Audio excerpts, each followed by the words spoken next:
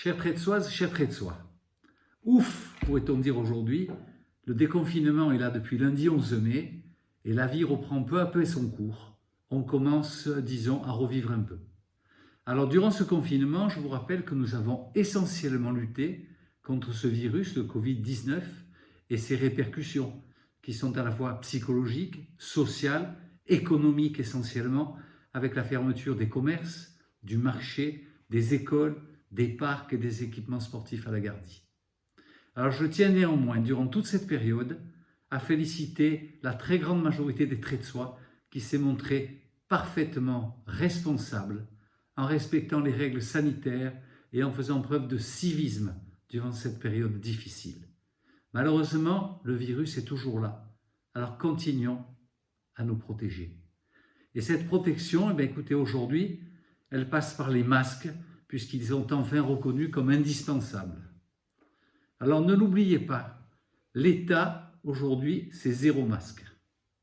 Nous avons commandé à la mairie de Tretz de très nombreux masques, plus de 140 000, et je dois vous dire que nous avons dû contourner tous les obstacles à leur livraison. Vol, détournement, contrefaçon, escroquerie, car il y avait réellement une véritable guerre des masques, vous l'avez vu, elle s'est exercée sur d'autres communes en commençant par Marseille. À Tretz, je dois dire que je suis content. Le pari est réussi puisque aujourd'hui, 90% de la population a été équipée de 4 masques, 2 jetables et 2 lavables et réutilisables jusqu'à 30 fois, entre 10 et 30 fois selon les lots commandés. Et grâce aux bénévoles de la réserve civique de l'UST et au personnel municipal volontaire, tous ces masques ont pu être distribués à la population avant le 11 mai, ce qui était très important, début du déconfinement, donc avant le 11 mai, et on a commencé la distribution par les seniors qui les ont reçus à domicile, livrés par l'équipe des bénévoles. Vous pouvez constater par vous-même que dans d'autres communes, et même de nombreuses communes, sont toujours en cours de distribution et pour 1 ou 2 masques seulement par personne. Donc je suis heureux pour les Tretsois. Je pense que le pari est réussi et que nous avons réussi à protéger notre population. Car ainsi, grâce à cette action et à l'achat de ces très nombreux masques, la municipalité dispose aujourd'hui d'un stock important pour assurer la santé et la sécurité de tous les Tretsois et surtout pour parer à toute éventualité dans les semaines qui viennent. Alors, la protection par les masques, c'est une chose, mais il y a aussi, après la protection, la solidarité, qui est quelque chose d'absolument essentiel et qui reste essentiel dans cette période pour une partie de la population. C'est la raison pour laquelle l'action de la municipalité, en partenariat avec la réserve civique de l'UST, se poursuit et continuera aussi longtemps que cela sera nécessaire. Le vendredi après-midi, aujourd'hui, a lieu la 5e distribution des colis alimentaires à l'Olympe, à laquelle je participe comme tous les vendredis après-midi. Et je tiens vraiment à adresser un très grand merci à tous les généreux donateurs, en particulier aux commerçants Tretsois qui font preuve d'une grande générosité. Alors, je vous ai rappelé un peu les choses essentielles du confinement. Parlons un peu maintenant du déconfinement. Alors, ce déconfinement, écoutez, il est là depuis lundi, mais je voudrais surtout qu'il ne rime pas avec une déconfiture. Je partage pleinement l'impatience de tous, mais ma priorité va toujours à la santé. Donc restons prudents pour éviter cette deuxième vague tant redoutée mais qui menace toujours. Vous voyez ce qui se passe d'ailleurs en Allemagne ou en Corée, où le reconfinement est à l'ordre du jour à nouveau. Alors dans ce déconfinement, écoutez, j'ai été amené à prendre quelques mesures dont vous êtes déjà au courant. Comme vous le savez, je me suis opposé à la réouverture des écoles et j'en assume pleinement la responsabilité, selon le schéma proposé par l'État, car ces mesures draconiennes n'étaient pas adaptées à notre commune. Mais par contre, afin d'offrir une alternative aux parents qui le souhaitent, nous avons mis en place un système de garderie et cantine gratuite pour tous les enfants dont les parents sont obligés d'aller travailler. Donc pour vous faire un petit bilan de cette activité garderie-cantine, en moyenne pour cette première semaine, nous avons accueilli 40 enfants par jour sur 3 écoles, Edmond-Brun, école élémentaire, et les 2 maternelles, Sainte-Anne et les Colombes. Du côté des tout-petits, je vous rappelle aussi que les 2 crèches fonctionnent et qu'elles fonctionnent très bien, avec environ 15 enfants par jour dans chacune d'elles.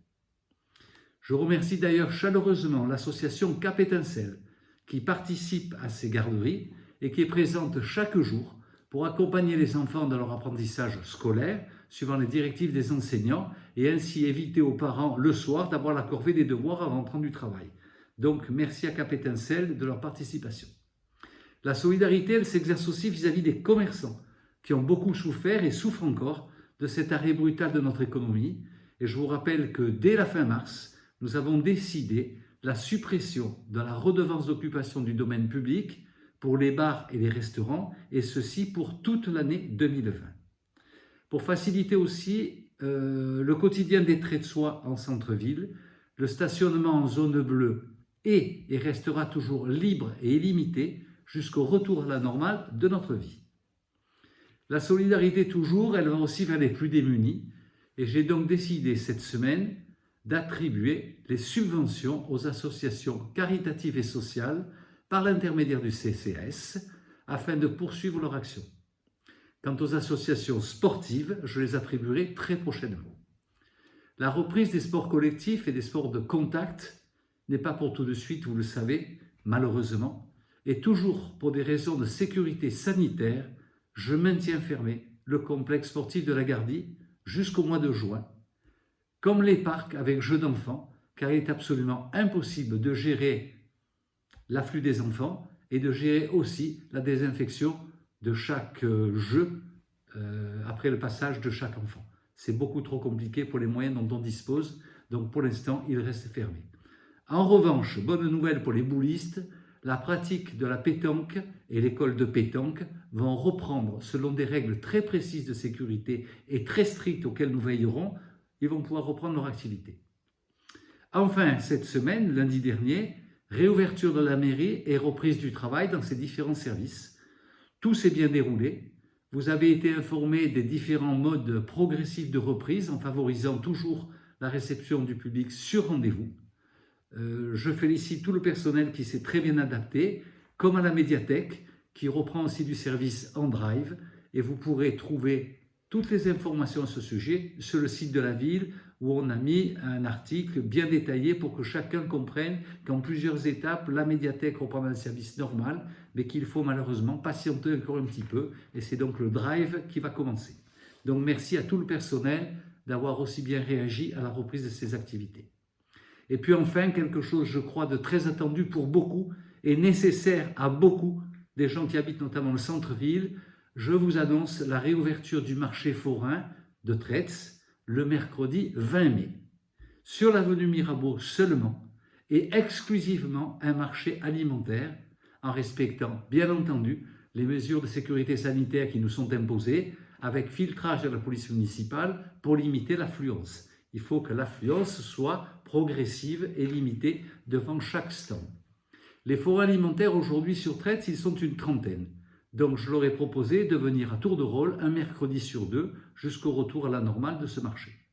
Donc je compte vraiment sur votre civisme pour respecter ces règles indispensables afin de maintenir ce marché alimentaire qui est attendu par beaucoup d'entre vous. Je vous remercie et à très bientôt.